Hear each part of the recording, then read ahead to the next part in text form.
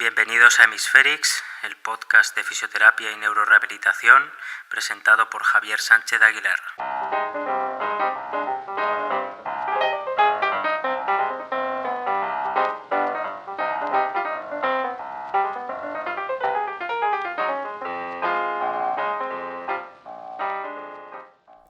Cualquiera que se dedique a la neurorehabilitación y especialmente la hospitalaria sabe que la rehabilitación actual se centra mucho en lograr rápidamente la independencia para caminar y en muchas ocasiones a base de recetar una muleta y un foot-up. Es ciertamente comprensible que se busque ese objetivo, puesto que el proceso de alta al domicilio se agiliza y se evita el colapso de las unidades de ictus y de rehabilitación. Así como eso es comprensible, también es comprensible lo que se esconde detrás de esa supuesta independencia para caminar, la falta de consideración de la propulsión durante la marcha. Esto es así porque aún a día de hoy ponemos un gran énfasis en la flexión dorsal del tobillo con el objetivo de que el paciente no tropiece y se caiga. Esto es evidentemente muy importante, pero tan importante es que el paciente se pueda propulsar, que como vamos a ver está relacionado con otras características de la marcha que nos interesan y que al paciente por supuesto también. Aunque la independencia para caminar es un objetivo importante, no cabe duda, la independencia lograda mediante estrategias compensatorias puede evitar la recuperación de la propulsión necesaria para la marcha rápida, económica y estable que es característica de una marcha saludable. Desde la rehabilitación convencional se ha intentado subsanar estos déficits, pero sin mucha eficacia, recurriendo en ocasiones a la mera compensación. Esto es un problema ya que los déficits de propulsión persisten a lo largo de los meses y años y contribuyen a la inactividad física. En este episodio vamos a basarnos en gran medida en un artículo del año 2020 de Lou Awad, un referente en este campo, titulado "These legs were made for propulsion, Advancing the Diagnosis and Treatment of Post-Stroke Propulsion Deficits", que viene a decir en castellano: estas piernas están hechas para la propulsión, avanzando en el diagnóstico y tratamiento de los déficits de propulsión post-ictus. El artículo es una revisión de expertos en la que se presentan las consecuencias biomecánicas y funcionales de los déficits de propulsión post-ictus, los avances en la comprensión de la naturaleza de dichos déficits y los enfoques de diagnóstico y tratamiento emergentes. Vamos a comenzar con una introducción o una exposición sobre la propulsión, sobre la biomecánica y justamente sobre los déficits de propulsión. La propulsión hacia adelante es una subtarea primaria en la marcha humana, dirigiendo la progresión anterior del centro de masas. La propulsión es básicamente algo que tiene que ver con crear fuerza para dar lugar al movimiento. Esta propulsión durante la marcha es una fuerza dirigida hacia anterior que viene del suelo y actúa sobre el centro de masas. Esta fuerza, que es precisamente la responsable de llevar el cuerpo hacia adelante, comienza con el contacto inicial del talón, con una fuerza de frenado, y en la fase media de apoyo la fuerza se transmite hacia anterior que lleva el cuerpo hacia adelante. Hablamos de impulso de frenado, al que corresponde con la desaceleración durante la fase de apoyo, y hablamos de impulso de propulsión, al que corresponde a la aceleración durante dicha fase de apoyo. En la marcha normal, en la fase inicial del apoyo, hay un trabajo mecánico negativo, y al final de la fase de apoyo hay un trabajo mecánico positivo con el despegue del antepié. Si miramos las típicas curvas de fuerza por ciclo de marcha y vemos los picos, cuando se produce el empuje positivo en el lado no parético, se produce una fuerza negativa de frenado en el lado parético y viceversa. La marcha normal es realmente económica. Durante el apoyo monopodal el cuerpo se eleva y sobrepasa a la pierna de apoyo, ganando altura. Según gana altura el cuerpo, para mover el cuerpo hacia adelante hay que frenar el movimiento y luego volver a subir, y eso ocurre en el doble apoyo. En este punto el impulso flexor plantar es evidente, siendo el doble del de la cadera. La marcha rápida, económica y estable, que es característica de la marcha saludable, requiere la coordinación de tres subtareas locomotoras: propulsión, avance de las extremidades y soporte de peso corporal. Durante la subtarea de propulsión, la extremidad que carga peso acelera el cuerpo hacia el siguiente ciclo de marcha, de tal forma que también se aprovecha la oscilación natural que surge de las interacciones entre el pie y el suelo para optimizar la estabilidad y el esfuerzo. Por el contrario, la marcha hemiparética suele ser lenta, ineficiente e inestable. En las personas sanas, los músculos flexores plantares son los principales generadores de la propulsión. Sin embargo, los déficits motores tras un ictus dan como resultado una redistribución distoproximal del trabajo generado por los músculos de la extremidad parética y, en última instancia, una alteración de la fuerza de propulsión. Cuando hablamos de los déficits de propulsión, en plural, nos referimos a algo más que la capacidad de los flexores plantares de generar fuerza. Evidentemente, la magnitud de la propulsión tiene que ver con esa capacidad de generación de fuerza, pero también es importante el timing de la propulsión, es decir, el momento en que se inicia la fuerza de reacción contra el suelo hacia anterior. A este respecto, dicha fuerza tiende a producirse más tarde durante el paso parético respecto al no parético. Los déficits de propulsión se asocian a una velocidad lenta de marcha y a una capacidad reducida de caminar distancias largas. Según varios estudios, las personas que caminan a velocidades más rápidas y tienen una deambulación comunitaria completa, es decir, caminan más de 7.500 pasos al día, tienen niveles relativamente altos de propulsión parética. Más específicamente, aquellos que caminan más rápido que 0,93 metros por segundo, que vienen a ser 3,3 km por hora, lo hacen con una propulsión parética máxima promedio de 14% del peso corporal. De manera similar, las personas capaces de caminar más de 288 metros durante el test de 6 minutos marcha lo hacen con una propulsión parética del 11% del peso corporal. Los datos se invierten para aquellas personas que son deambuladores domiciliarios, es decir, que caminan a menos de 0,4 metros por segundo. Otro aspecto que se ve muy afectado, como se puede entender, es el gasto energético. Normalmente se gastan 0,2 mililitros por kilogramo por metro durante la marcha, pero en los sujetos post-ictus dicho gasto puede elevarse hasta 0,8. Existe, por tanto, una relación entre el coste energético de la marcha y la propulsión parética. Ahora bien, alguien podría decir que casi todos los pacientes con hemiparesia tienen déficits de propulsión, ya que siempre resta algo de paresia y falta de coordinación, y por tanto siempre va a haber una asimetría. Sin embargo, no es tan simple. Podemos establecer varios fenotipos de propulsión alterada. Establecer estos fenotipos puede ser clave para posteriormente guiar las estrategias de tratamiento. Para hablar de fenotipos, primero tenemos que introducir el concepto de propulsión parética, ya que no es lo que puede parecer, simplemente la cantidad de fuerza que hace la extremidad parética. La propulsión parética es la proporción del impulso de propulsión total generado por la pierna parética, de tal forma que un valor de 0,5 indica una distribución equitativa de la carga de propulsión entre las piernas. Así podemos clasificar a los sujetos en propulsión parética simétrica, que sería 0,5, propulsión parética baja, es decir, igual o menor a 0,47, o propulsión parética alta, es decir, mayor o igual a 0,53. Como veis, dejan 3 décimas de desviación estándar, ¿no? No es menos de 0,5 y más de 0,5, sino menos o igual a 0,47, propulsión parética baja, y mayor o igual a 0,53, propulsión parética alta. En última instancia, esta propulsión parética refleja el fenotipo de aceleración corporal durante la marcha. Según esta clasificación, podemos describir algunos aspectos de cada fenotipo. Los individuos con propulsión parética baja y propulsión parética alta tienen una aceleración corporal reducida durante la fase de doble apoyo en comparación con aquellos con propulsión parética simétrica.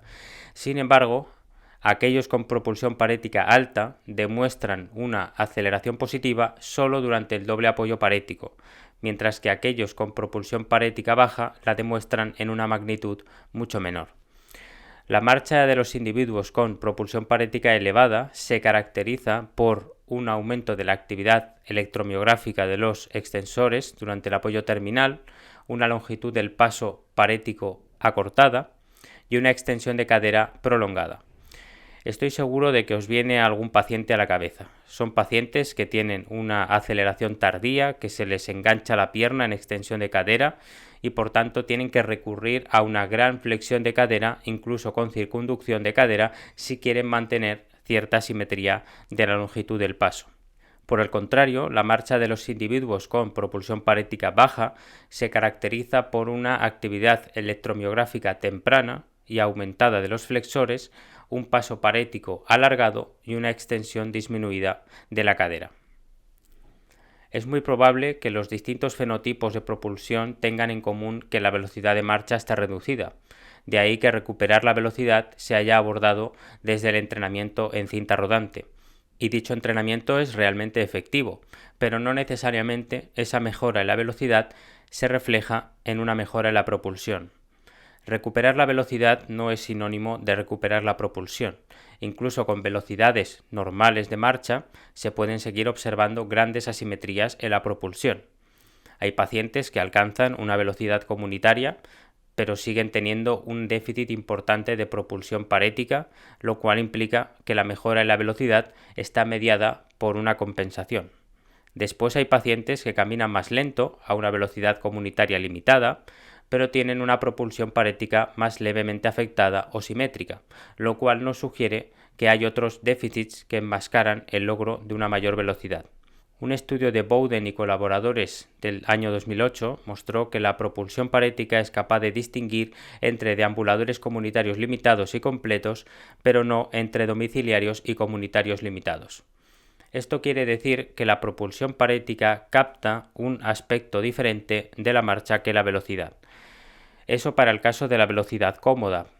Para el caso de la velocidad rápida, intuitivamente el caminar más rápido induce mayor pico de propulsión parética, pero en un análisis de regresión, en un estudio se vio cómo solo el pico de propulsión no parético contribuye de manera independiente a la velocidad rápida. Esto quiere decir que muchos pacientes recurren a esa pierna, a la pierna menos afectada, para aumentar la velocidad, lo cual no incide sobre la restauración de la pierna parética. Como vemos, la velocidad de la marcha por sí sola no nos da información sobre otros aspectos que son cruciales para la marcha, como la propulsión o la simetría de la longitud del paso. Si volvemos a los fenotipos de propulsión, un aspecto muy relevante para diferenciar fenotipos es la asimetría del paso y su relación con la propulsión. Lo que no parece relevante es la asociación entre la velocidad de marcha y la asimetría del paso, pero sí que existe una relación moderada a fuerte entre la asimetría del paso y la asimetría de la propulsión. Esta relación existe para velocidad cómoda y rápida. Los pacientes que tienen mayor propulsión en la pierna parética dan pasos más largos con la otra pierna.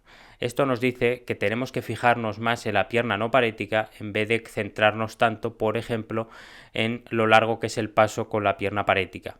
Si entramos en los mecanismos subyacentes a esta asociación, hay un estudio muy interesante de Peterson y colaboradores del año 2010 que nos dice que los individuos con un ratio de paso parético alto, es decir, un paso más largo en el lado parético versus el no parético, y que tienen una propulsión relativamente reducida, logran una extensión más pequeña de la pierna, que se asocia con una menor contribución del momento del tobillo a la fuerza de reacción contra el suelo.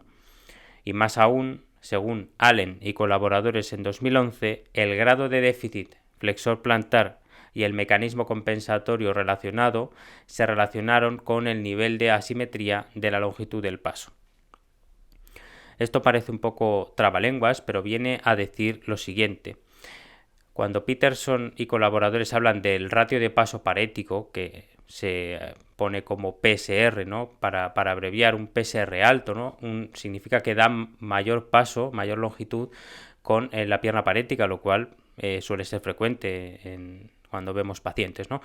Pues Peterson nos viene a decir que los pacientes que tienen este ratio elevado, este ratio de paso parético alto, tienen una extensión de la pierna más pequeña, ¿no? Tienen una propulsión de la pierna reducida y tienen una extensión de cadera y rodilla, pero principalmente cadera, reducida, lo cual también se asocia a una menor contribución del momento del tobillo a la fuerza de reacción contra el suelo.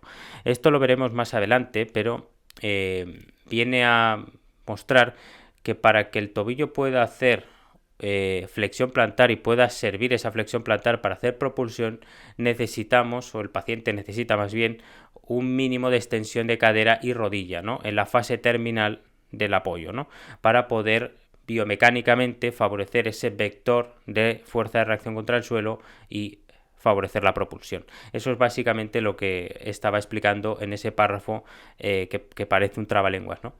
Si seguimos con estos fenotipos en relación a la asimetría del paso y la asimetría de la propulsión, pues podemos ver un poquito más en detalle qué significa que un grupo de pacientes tenga un PSR alto, un PSR simétrico o un PSR bajo, ¿no? Recordamos que el PSR es el ratio de paso parético. Pues bien, el grupo de PSR alto es el grupo que menos puede generar propulsión parética, que se compensa produciendo una mayor flexión plantar y extensión de rodilla en la pierna no parética. Los sujetos que caminan con un PSR alto exhiben un momento flexor plantar más gravemente afectado, así como la propulsión parética. El grupo de PSR simétrico se basó en la flexión de cadera parética para aumentar la longitud del paso. Sin embargo, la consecuencia de ello es una reducción de la propulsión parética. Esto es básicamente aquellos pacientes que se nota que no tienen propulsión, se nota que les cuesta avanzar la pierna y propulsarse y recurren a aumentar la flexión de cadera, ¿no? Y habitualmente los terapeutas también nos focalizamos mucho en eso, ¿no? Hace el paso más largo, ¿no? Paso largo, cuando realmente pues puede ser realmente una buena compensación. Si vemos que si hemos intentado restaurar la propulsión parética y no lo conseguimos, pues evidentemente es bueno recuperar una cierta velocidad comunitaria y por tanto podemos compensar con esa flexión de cadera para que camine más rápido, ¿no? Pero antes se debe probar, como vamos a ver después, intentar restaurar la propulsión parética, ¿no? Pero bueno, sí que podemos ver un PSR simétrico, ¿no? Una longitud del paso bastante simétrica, 50%, ¿no? Más o menos, y decir que bien, ¿no? Tenemos una longitud del paso igual, pero luego seguramente veamos otros detalles que nos digan que por otro lado, pues la marcha no termina de ser eficiente, ¿no? Y pues ahí está el componente de propulsión. Por último tenemos el grupo de PSR bajo. Este grupo no puede generar suficiente energía con la pierna parética durante el prebalanceo, la preoscilación, debido a la alteración de los flexores plantares, pero también por los flexores de cadera, lo que lleva a una oscilación parética corta, y a una propulsión disminuida en la pierna no parética, ¿no? Esto es no trabalenguas, sino que como tenemos que tener en cuenta las dos piernas, pues a veces es un poco confuso, ¿no? Ahora la propulsión de la pierna no parética está disminuida en un PSR bajo, mientras que en un PSR alto está aumentado, ¿no? Esto, cuando tenemos un paciente delante, lo vemos mucho más claro, ¿no? Esos pacientes que tienen un paso muy largo de la pierna parética, de la pierna afectada, realmente están tirando muchísimo de la propulsión de la otra pierna, ¿no? Mientras que si tenemos un grupo de pacientes con un PSR bajo, con un paso quizás más corto, pues quizás precisamente tenemos una propulsión más, no más disminuida, sino que está significativamente disminuida en la pierna no parética, ¿no? Lo cual pues puede llamarnos la atención, pero es que realmente, como vamos a ver después también, hay pacientes que caminan más lento, pero tienen más propulsión en el lado parético, lo cual pues es un poco chocante, ¿no? Porque cabría pensar que cuanto más rápido camina un paciente, más propulsión está teniendo su pierna parética, pero no siempre es así. Para complicarlo un poco más, tampoco la asimetría del paso es suficiente para explicar los déficits de propulsión y la asimetría de la marcha. Parece ser que la simetría del tronco debe entrar en la ecuación, así como la colocación del pie, en tanto que se puede lograr una pequeña asimetría en la longitud del paso mediante la progresión del tronco y la colocación del pie. Esto probablemente tenga que ver con la anatomía del tríceps ural. Los gemelos, al ser biarticulares, aportan energía a la pierna para iniciar la oscilación, mientras que los sóleos, al ser monoarticulares, la aportan al tronco y así al centro de masas para dar soporte en contra de la gravedad y propulsión hacia adelante. Por lo tanto, se necesitan tanto una medida de simetría de propulsión como la propulsión parética, como medidas de asimetría de longitud del paso para comprender mejor los problemas de la marcha. Hasta ahora hemos hablado de cuestiones descriptivas respecto de la propulsión y la marcha en general. Vamos a profundizar ahora en los determinantes o factores que influyen en la propulsión. Según varios estudios y como ha resumido Michael Leweck en una charla que dio en el canal de Rework que recomiendo, hay dos determinantes que contribuyen a la propulsión. El primero es la fuerza muscular de los flexores plantares y el segundo es el ángulo de la pierna trasera o ángulo de arrastre, en inglés trailing limb angle. En cuanto al primer factor, la fuerza muscular de los flexores plantares, hay que decir que en concreto nos referimos a la disminución de la activación de los flexores plantares que conlleva la reducción del despegue del antepié. Eso nos orienta al tratamiento, evidentemente, ¿no? Este determinante por sí solo no es suficiente, ya que se puede aumentar la fuerza de los flexores plantares, pero eso no necesariamente cambia el problema, porque durante la marcha el pie no tiene que hacer el impulso hacia arriba, sino hacia arriba y hacia adelante. De ahí el segundo determinante, que es el ángulo de la pierna trasera y más en general la colocación de la extremidad inferior de cara a favorecer la dirección del vector de fuerza de reacción contra el suelo hacia anterior. El ángulo de la pierna trasera representa justamente dónde está el pie en relación con el centro de masas. En algunos casos ese ángulo está reducido por razones variadas. Falta de rango articular, flexibilidad muscular, una alteración de la flexibilidad muscular, pues posibles alteraciones del tono, ¿no? Posibles cocontracciones, diferentes factores que puede hacer que esa pierna no se lleve suficientemente atrás, no logre esa extensión de cadera con extensión de rodilla que permita luego poder generar propulsión a través del momento de flexión plantar. Al final esto es cinemática, biomecánica, este ángulo es el que facilita que se dé ese impulso de propulsión. Básicamente la cinética requiere de cinemática. Así a simple vista parece que el déficit de propulsión es heterogéneo y se debe tanto a aspectos cinemáticos como cinéticos de las extremidades. Se puede decir que los déficits de propulsión son el resultado de desviaciones primarias en la posición de las extremidades, generación de fuerza flexora plantar o una combinación de los dos. De hecho, es fácilmente comprobable cómo hay personas después de un ictus que tienen restricciones de rango de movimiento que impiden tener un buen ángulo de pierna trasera necesario para traducir la flexión plantar en propulsión. En otros casos pueden tener un rango de movimiento completo, pero no pueden colocar activamente la extremidad parética detrás del cuerpo al caminar, tal vez por un problema de equilibrio. Más aún, es posible que un paciente tenga un buen rango articular, pero no se produce la extensión de cadera por otros motivos. Incluso otros pacientes pueden tener la capacidad de lograr un ángulo de pierna trasera normal, pero no pueden activar los flexores plantares en el momento apropiado o simplemente pueden no tener suficiente fuerza. No todo es capacidad de generar fuerza cuando hablamos de funcionamiento neuromuscular. Por ejemplo, cuanta menor capacidad funcional para caminar, más frenado muestran los isquiotibiales no paréticos en el prebalanceo de la pierna parética, lo cual no facilita la aceleración del centro de masas corporal.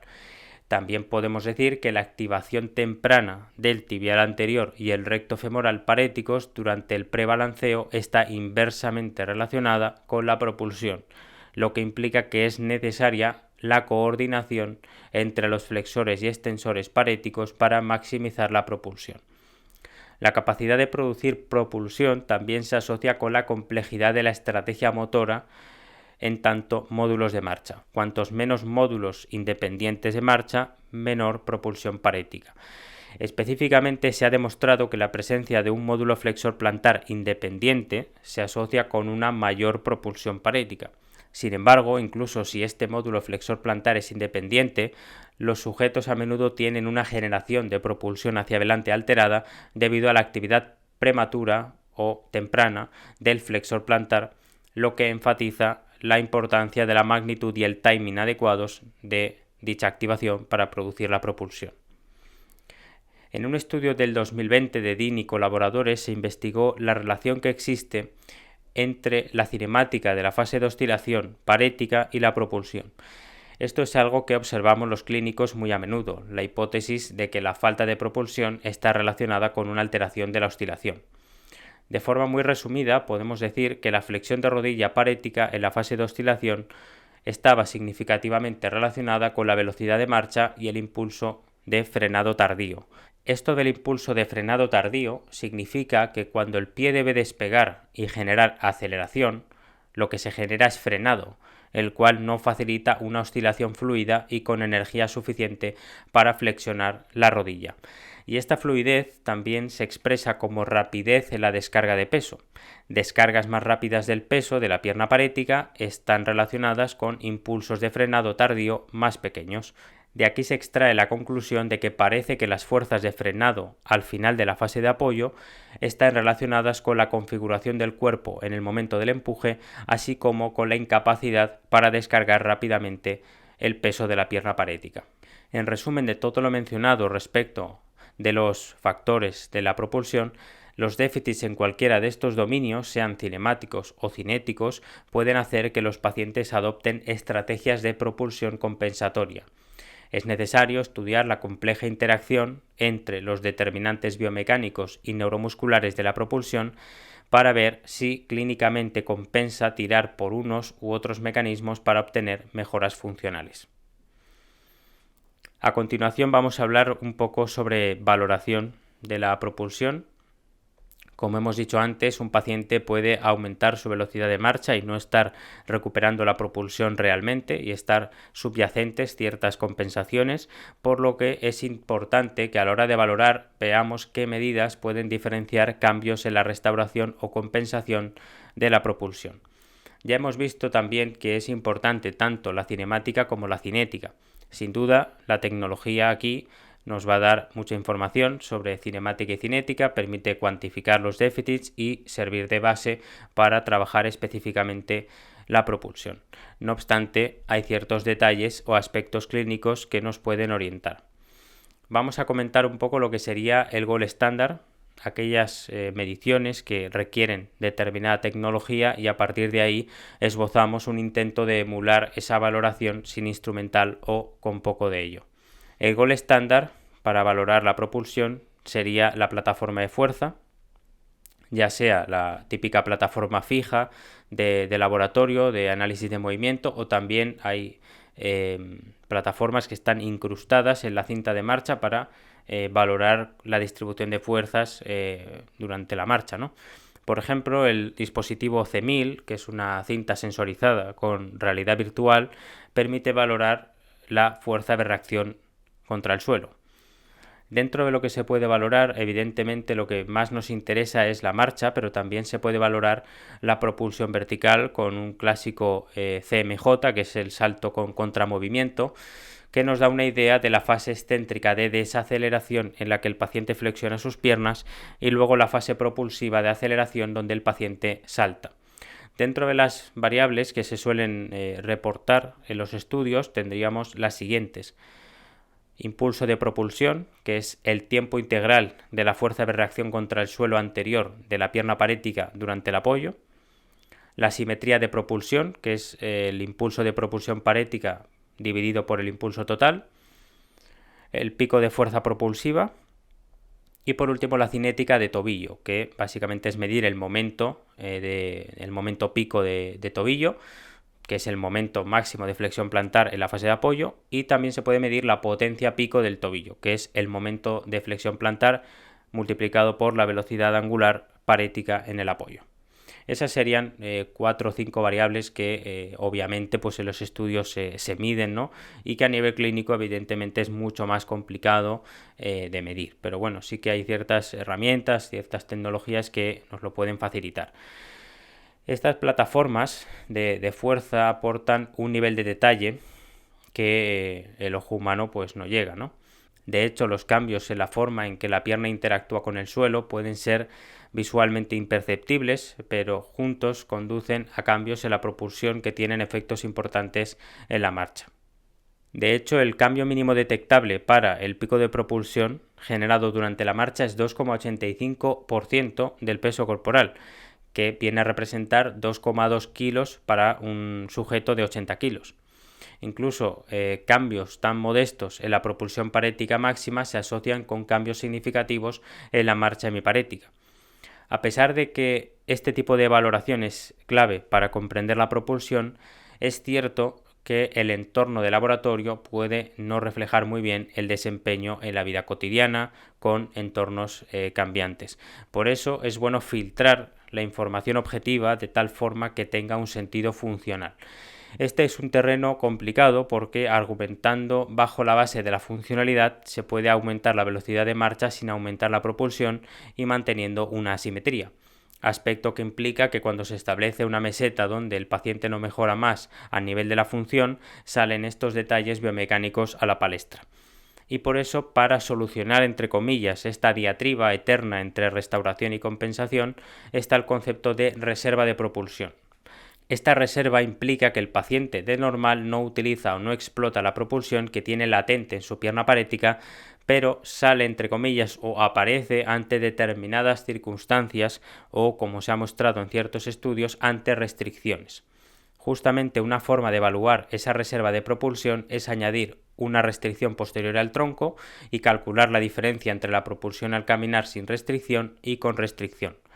Ahora bien, esto podría ser causado por un déficit de comando o impulso central o por una disminución en la capacidad de generar fuerza o bien debido a ambos. Todo pinta a una combinación de ambos factores. Esta reserva de propulsión que se puede medir con plataforma de fuerza durante la marcha también se puede intuir clínicamente a través de la capacidad del paciente de caminar más rápido de lo habitual. Ya hemos dicho que este aumento en la velocidad puede darse por un aumento de las compensaciones, pero también podemos observar si éstas no se producen y, por tanto, darnos una idea de que realmente hay reserva de propulsión. Por eso las cintas de marcha son las más indicadas para trabajar la velocidad de marcha, porque obligan a generar un comando central mayor que posteriormente puede expresarse en mayor propulsión o mayor compensación. ¿Qué marcará la diferencia? Pues los factores cinemático y cinético que hemos comentado, el momento flexor plantar y el ángulo de la pierna trasera. Si podemos monitorizar esas dos variables de alguna forma, podemos pensar que estamos explotando esa reserva de propulsión. Según orienta la literatura científica, el ángulo de pierna trasera correlaciona más con la propulsión parética que el momento flexor plantar. Los pacientes que aumentan más ese ángulo tienen mayores incrementos en el pico de propulsión. Al final, ese ángulo representa un sustituto del ángulo anterior de la fuerza de reacción contra el suelo. Hay una relación entre ese ángulo y la fuerza de reacción contra el suelo anterior y, por tanto, el pico de propulsión. Otra forma de evaluar que pienso que es más factible que utilizar plataformas de fuerza al uso son plataformas portátiles que suelen ser de bajo coste y de fácil transporte. Por ejemplo, las plataformas de Kinbend son fáciles de utilizar y pueden servir tanto para la valoración como para el tratamiento, si bien su uso para la evaluación de la marcha es más limitado. Por supuesto, este tipo de valoración se puede complementar con otras valoraciones que se pueden realizar por otros motivos. Por ejemplo, valorar el reclutamiento y la fuerza de los flexores plantares con electromiografía y dinamometría, el rango de movimiento de extensión de cadera, el tono muscular anormal, etc., siempre va a dar más información sobre la propulsión de la pierna parética. Y no olvidemos a la pierna no parética, especialmente durante la marcha. Antes hablábamos de los fenotipos de propulsión y decíamos que hay pacientes que realizan pasos muy cortos con la pierna no parética, lo cual nos hace tener una idea de la propulsión de la pierna parética. Por tanto, con la experiencia clínica de ver pacientes y corroborar los fenotipos de marcha y propulsión que hay, podemos ya intuir por dónde van los tiros y, si es posible, después corroborar esa intuición con datos cuantitativos. Vamos a pasar a la última parte del episodio, a la parte del tratamiento, que es poco más extensa que la parte anterior, en la que vamos a intentar resumir lo máximo posible las diferentes opciones que hay y tratar de enmarcarlos en un razonamiento clínico. Decíamos al principio del episodio que el entorno actual de rehabilitación enfatiza lograr lo más rápido posible la independencia para caminar, no la restauración de la marcha teniendo en cuenta aspectos como la propulsión. Aunque la independencia en la marcha es un objetivo importante sin duda, Si la independencia se logra a través de compensaciones, esto puede impedir la recuperación de la propulsión necesaria para una marcha rápida, eficiente y estable. Este razonamiento cambia radicalmente si hablamos, por ejemplo, de un paciente crónico en el que hemos constatado una falta de reserva de propulsión y por tanto nos interesa maximizar la funcionalidad aunque sea mediante ciertas compensaciones. Ya en la fase aguda, aunque también más adelante, se suelen recetar ayudas técnicas para la marcha para garantizar, entre comillas, una marcha segura e independiente. Por ejemplo, se suelen recetar las AFO, ¿no? Las Ankle Foot Orthosis, las ortesis típicas de tobillo. Estas ortesis, como todos sabemos, reducen el pie caído durante la fase de oscilación de la pierna parética al mantener el tobillo en una posición neutra. Justamente al evitar la flexión plantar durante la oscilación, la ortesis permite un apoyo seguro y reduce el riesgo de caída. Sin embargo, la ortesis también limita la flexión plantar durante el empuje, lo que inevitablemente limita la propulsión. En última instancia, al compensar los déficits persistentes de flexión plantar, la potencia generada por la pierna parética se redistribuye para favorecer las estrategias de marcha centradas en la cadera, lo que impide la recuperación de la propulsión normal. Esto evidentemente en la teoría suena muy bien. En la práctica a veces hay que hacer razonamientos laberínticos para ir sobrepasando las dificultades específicas del paciente. Puede ser que nos compense poner una férula al principio para disminuir el riesgo de caídas y que el paciente pueda involucrarse más en la terapia y en ejercicios más difíciles y retadores, de tal manera que poco a poco el paciente va mejorando y podemos ir retirando la férula o la ortesis e ir incorporando el manejo de la propulsión. Bajo mi punto de vista, eso es muy legítimo, pero no es lo mismo que dar una férula sin mayor razonamiento que evitar que el pie choque contra el suelo y esperar que el patrón de marcha se normalice. En un entorno más controlado es cierto que podemos permitirnos no introducir ciertas ayudas técnicas y trabajar la propulsión intensamente, digamos, pero somos conscientes de que no siempre se da esa situación. De cualquier manera, lo que a veces se critica, lo cual suscribo, es que se coloque un foot-up o un AFO para dar seguridad e independencia y a la vez esperar que el paciente manifieste una variabilidad a la hora de caminar por diferentes entornos, obstáculos, desniveles, escaleras, etc., ya que si el uso de esas ayudas se cronifica injustificadamente por no trabajar aspectos fundamentales como la propulsión, el paciente caminará con seguridad e independencia por suelo firme, pero no se adaptará a los cambios del ambiente y por tanto la independencia a largo plazo se hace mucho más complicada. Esta breve exposición sobre el tratamiento es simplemente algo de razonamiento clínico aplicado a este aspecto concreto de la propulsión y la marcha. Podríamos mencionar directamente las diferentes técnicas y aparatos que se pueden utilizar para trabajar la propulsión, pero me parece importante mencionar unas bases de razonamiento que considero importantes. Por ejemplo, si aplicamos el razonamiento a las variables cinemáticas, podemos decir que en aquellos pacientes con un ratio de paso parético alto, es decir, mayor longitud de paso con la pierna parética respecto a la otra pierna, sea importante atacar la extensión de cadera parética para incidir sobre el ángulo de pierna trasera y así incidir en la propulsión. Repito la idea, entrenar la extensión de cadera para mejorar la propulsión puede ser más eficaz en personas con un ratio de paso parético alto en comparación con aquellas con un ratio bajo o simétrico. Una persona con un paso de la pierna parética más corto puede hacer más propulsión que una con un paso más largo, lo cual, como he dicho antes, parece contraintuitivo. En este sentido, con la idea de incidir sobre la fase de oscilación, es importante no focalizarse solamente en la propulsión vertical, sino también justo al final del apoyo, en el apoyo terminal, en ese rango final donde hace falta una gran energía cinética del tobillo. Si sabemos que ese momento de flexión plantar es importante, así como el ángulo de pierna trasera, pensemos qué ejercicios podrían atacar esos aspectos más allá de terapias concretas que las vamos a ver ahora.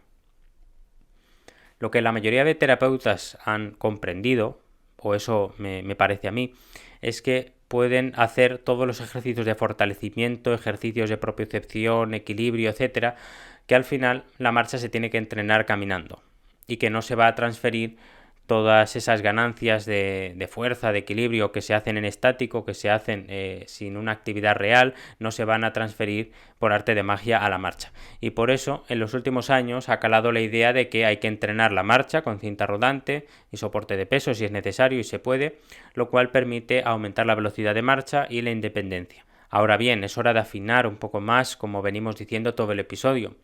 Y es bueno inspirarse, por ejemplo, en investigadores como Mark Bowden, que son una auténtica referencia en la rehabilitación de la marcha. Y autores como este nos dicen que no todo es la velocidad de marcha, puesto que hay pacientes que mejoran la velocidad con asimetría de propulsión y otros no. Por eso ya la práctica masiva de los pasos no puede ser ajena al componente de la propulsión.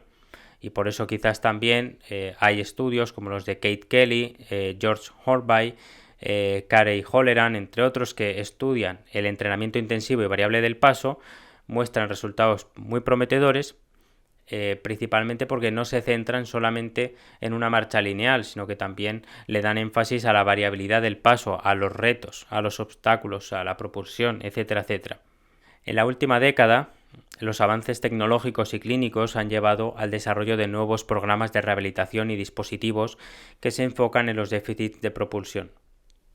Estos varían desde estimulación eléctrica funcional, el FES, que facilita la activación de los flexores plantares y dorsales, intervenciones de biofeedback visual o manipulaciones de diferentes parámetros de entrenamiento, por ejemplo, carga o inclinación de la marcha.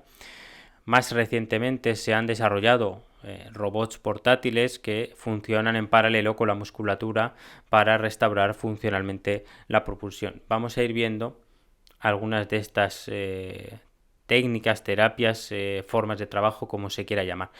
La primera es la FES, es la estimulación eléctrica funcional, y en concreto vamos a hablar de Fast FES, que significa entrenar la marcha con el dispositivo FES, pero a una velocidad rápida.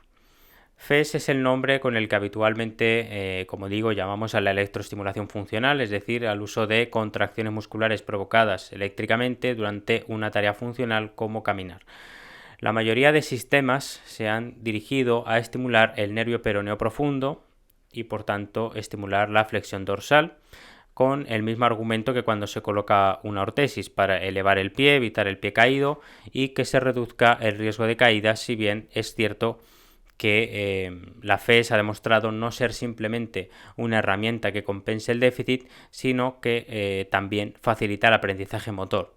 Sin duda, poner una ortesis también facilita el aprendizaje motor, en tanto que probablemente permita llevar a cabo más actividades al comienzo de la rehabilitación y el paciente reaprenda ciertas habilidades motoras.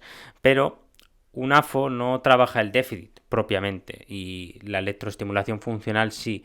Como decimos, los sistemas se centran mucho en la flexión dorsal, pero ¿qué hay de la flexión plantar? Aquí es donde entran aquellos dispositivos que permiten estimular ambos movimientos, ya que la flexión plantar es clave para la propulsión.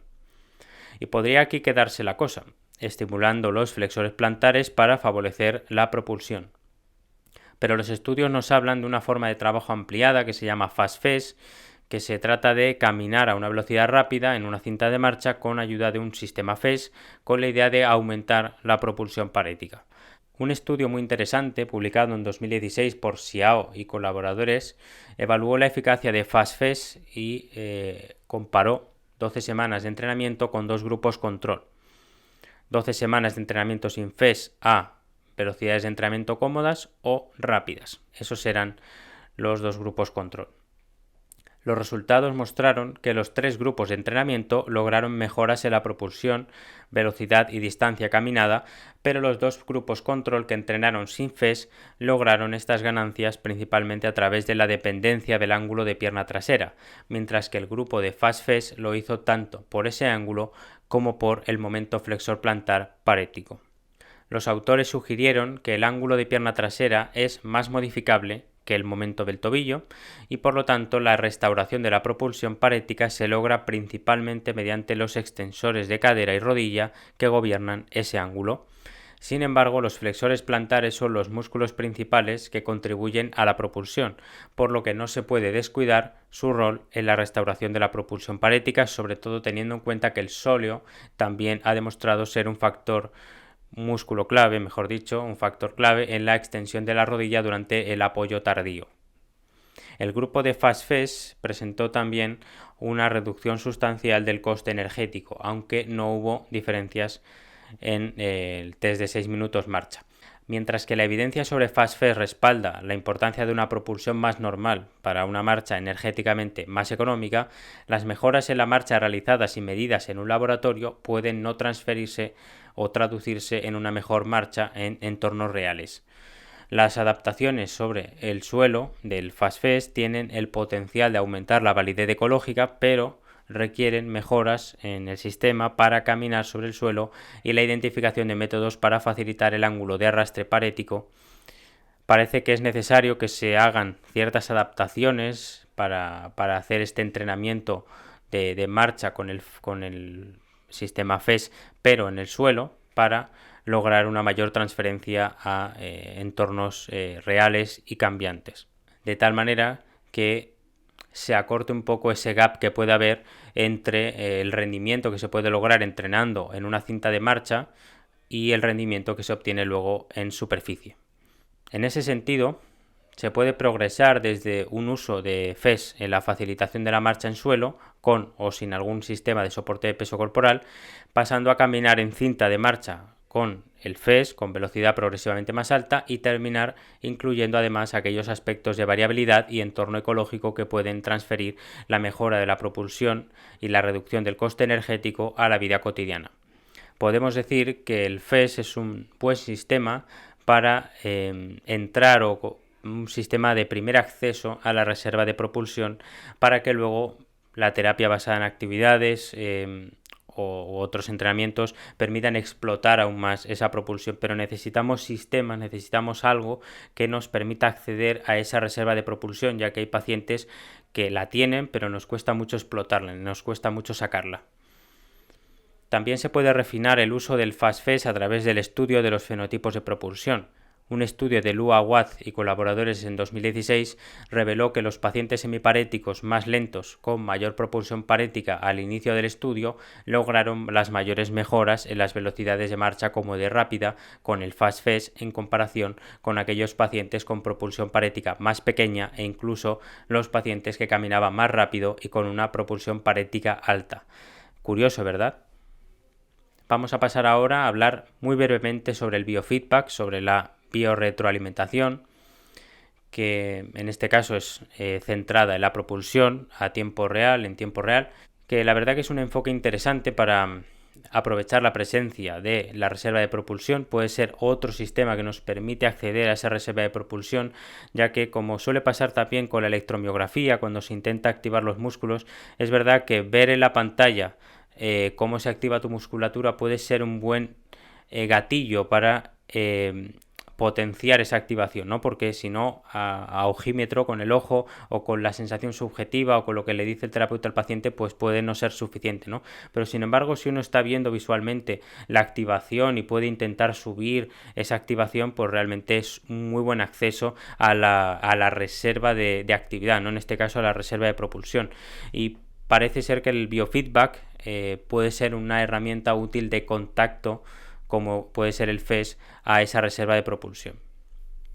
Además, todos sabemos que el feedback es un elemento muy importante de aprendizaje motor y permite hacer muchas repeticiones, mucha actividad, práctica masiva al final, pero con ese componente de feedback que nos puede evitar generar patrones anormales de movimiento. Se ha demostrado que el entrenamiento en cinta rodante combinado con el feedback visual y auditivo de la propulsión consigue aumentarla y reducir así la simetría. Incluso es interesante trabajarlo, este aspecto, a nivel de articulación individual, por ejemplo el tobillo. Hemos dicho antes y diremos también después, si no me equivoco, que el tener el módulo independiente de flexor plantar es un muy buen factor pronóstico para la recuperación ulterior de la propulsión. Por lo tanto, si podemos trabajar ese feedback visual auditivo con articulaciones independientes y luego progresivamente ir sumándolas con el resto de articulaciones, pues podría ser de mucha utilidad. También se puede aprovechar que algunas de las plataformas portátiles que existen tienen incorporados juegos y eso, quiera uno que no, pues permite aumentar la motivación del paciente, distraerlo de la fatiga y fomentar la práctica masiva. En tercer lugar tenemos los exoesqueletos y los exotrajes, que la verdad quedaría para hablar muchísimo. Yo la verdad que en este caso no tengo mucha experiencia y por eso, como voy a comentar, he recurrido a la experiencia de otros profesionales. Se han desarrollado tanto exoesqueletos rígidos, que yo creo que a todos nos vienen a la mente, como exotrajes blandos para ayudar a generar la fuerza necesaria en la extremidad parética. Los exoesqueletos son capaces de proporcionar cierta estabilidad pasiva y creo que a todos nos suenan los exoesqueletos grandes, pero es cierto que también los hay más pequeños y centrados, por ejemplo, en el tobillo, supuestamente para aportar ese momento de fuerza de flexión plantar. Digo supuestamente porque se ha visto que el impacto de este tipo de dispositivos sobre la propulsión no es para tanto. Parece que a pesar del aumento efectivamente en el momento de flexión plantar, al mismo tiempo altera la postura de la extremidad inferior y por tanto ese momento de flexión plantar no se traduce en mayor propulsión. Es decir, el momento de flexión plantar no es suficiente. Hace falta una dirección, una orientación para que el vector de fuerza permita representar propulsión. En contraste con los exoesqueletos rígidos, los exotrajes son como un tipo de prenda que el paciente lleva y según el modelo permite más o menos funciones. Quizás el más conocido es el de Restore de Rewalk, que se coloca en la extremidad afectada. Tiene 3 modos, pudiendo asistir a la flexión dorsal y plantar, funcionando a través de los cambios en el peso que se carga en cada extremidad. A través de un sistema de cables motorizado y de sensores, la idea básica de este traje es facilitar la propulsión y el contacto inicial, el clearance que se llama, de la extremidad afectada. Los estudios, sobre todo los realizados por Low Awad, que ya lo hemos mencionado, parecen indicar que se mejora la simetría de propulsión, se reduce el coste metabólico de la marcha, mejora el ángulo de flexión dorsal durante la fase de oscilación y reduce compensaciones como la elevación de la cadera, el hip hiking y la circunducción. Luego hay otros trajes como el Mayo Suite, que es bilateral. Justamente hablaba de él con Pablo Bouza, que es fisioterapeuta en Cefín en Galicia y que ellos lo utilizan con pacientes neuromusculares, lesionados medulares incompletos, hemiparesis leves, y le preguntaba por su experiencia con este traje, en particular sobre la propulsión. Y me decía que principalmente lo utilizan para asistir a la extensión de cadera y rodilla durante la fase de apoyo y que luego a través de un ligamento elástico a nivel femoral devuelve energía a la extremidad en la fase de oscilación. Parece entonces que ayuda a la propulsión por la vía del ángulo de pierna trasera y no tanto por el momento de flexión plantar del tobillo. Lo que me aseguraba es que sirve para reducir el coste energético de la marcha y la facilitación de la extensión de cadera potencia mucho la mejora de la velocidad de la marcha. En resumen, si bien parece que existe un potencial en los exotrajes, se desconoce el efecto a largo plazo y se necesita más investigación. Por ejemplo, es importante que se tenga en cuenta que el momento en que se asiste a la flexión plantar es clave, ya que si se da la asistencia de manera muy temprana, puede incluso reducir la propulsión en vez de aumentarla.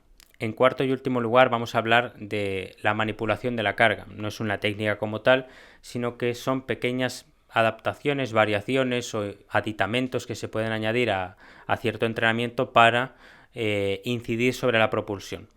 En este apartado entrarían todas aquellas variantes y elementos que podemos introducir al entrenamiento de la marcha o ya no de la marcha, sino en ejercicios concretos. Podemos favorecer un ambiente de uso forzado de la extremidad afecta a través del posicionamiento de segmentos corporales y cuidando la dirección de las fuerzas. Por ejemplo, para favorecer la propulsión podemos hacer los típicos heel raises o elevaciones del talón en una escalera, pero cuidado, ¿la fuerza hacia dónde se dirige? ¿Hacia arriba o hacia arriba y hacia adelante? Ambas son buenas opciones para trabajar el momento de flexión plantar, la movilidad y otros muchos aspectos, pero hay que recordar que la propulsión durante la marcha es hacia anterior. Por tanto, podemos manipular ese ejercicio para hacer que la fuerza se dirija hacia arriba y hacia anterior, y para ello podemos utilizar el miembro superior para realizar alguna tarea de alcance o deslizar un objeto por una superficie inclinada, etc. Esa es la idea de ciertos ejercicios que puedan potenciar la propulsión como preparación al trabajo posterior de la marcha, que es el trabajo específico de la tarea. Durante la marcha se ha visto en estudios que el colocar una fuerza que tira del centro de masas corporal hacia adelante reduce el coste energético siempre y cuando coincida con la fase de propulsión parética. De lo contrario, aumenta el coste energético porque al final obliga al lado menos afectado a trabajar más. Esto claramente puede ser útil en una fase inicial, donde el paciente necesita mucha ayuda y antes de querer explotar su propulsión necesita cierto equilibrio, soporte de peso y práctica masiva. Posteriormente, lo que se puede hacer es colocar esa fuerza hacia posterior, resistiva, para forzar a la reserva de propulsión a aparecer. Evidentemente, otros parámetros de carga son la inclinación y velocidad de marcha, y es interesante ir viendo cuándo añadir variaciones de esos parámetros para que tenga el efecto deseado sobre la propulsión, y ahí nos remitimos a ir midiendo y teniendo en cuenta los fenotipos de propulsión. De manera general, como explica Roelker en su revisión del 2019, si el paciente no tiene un mínimo de flexión plantar parética, va a ser difícil que se beneficie de intervenciones que atacan específicamente la propulsión. Por eso es importante detectar aquellos pacientes con cierta reserva de propulsión. También, a nivel general, nos da una idea de pronóstico de propulsión, como hemos dicho antes, la identificación de un módulo de flexión plantar independiente, es decir, si la flexión plantar se puede disociar del resto de movimientos. Para ir terminando la parte de tratamiento y el episodio en general, vamos a mencionar la revisión sistemática de Alling y colaboradores del año 2020 sobre la efectividad de las intervenciones sobre la propulsión parética tras un ictus. El objetivo de esta revisión fue evaluar los resultados de distintas intervenciones sobre la propulsión y cinética del tobillo y secundariamente sobre la velocidad de marcha. En dicha revisión se incluyeron 28 estudios, de los cuales 25 eran sobre intervenciones de ejercicio.